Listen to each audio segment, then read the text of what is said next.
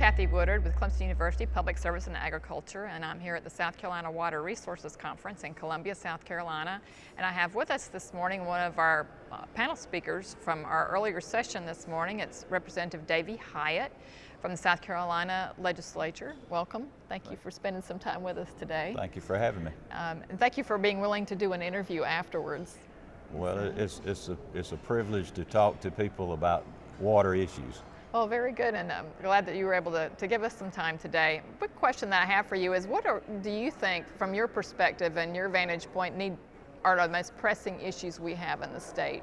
Well, I think the first thing is we've got to be able to balance our growth with our resources. We all know that the state of South Carolina is growing at a very fast pace right now. We've been very blessed to have a lot of people move into our state, a lot of jobs being created in this great state.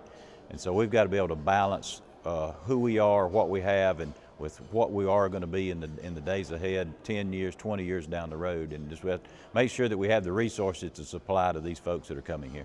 And what do you think are probably some of the most important research needs that we have? I know we work at Clemson University, we're a research institution, and we work closely with a number of partner agencies related to water resources management. What should be some things we focus on? Well, the first thing is when I first got here in 2004, we didn't even have a water plan in place. One of my first questions I asked when I got on the agriculture committee was, well, how much water do we own? And they kind of looked at me like, well, we really don't know, we'll get back to you. And so we've been in the process since about 2004 trying to figure out what we own. And we're getting there. There's a process, there is a plan that's being finalized now by DNR with a lot of stakeholders involved. I think Clemson University has someone sitting at the table there in that process. And it's just one of those things, we just need to know what we have, we need to know who's using it, we need to make sure that we're using it wisely, resourcefully.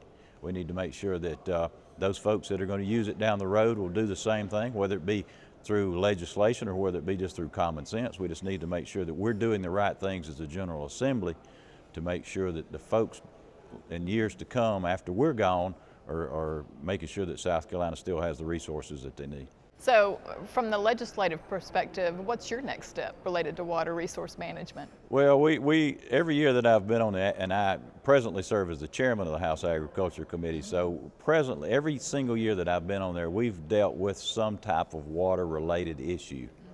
And so I've been told already that beginning in January we'll be dealing with some other issues related to water. The key to it is that my personal opinion is we need to wait on this study. Make sure this study is what we're wanting.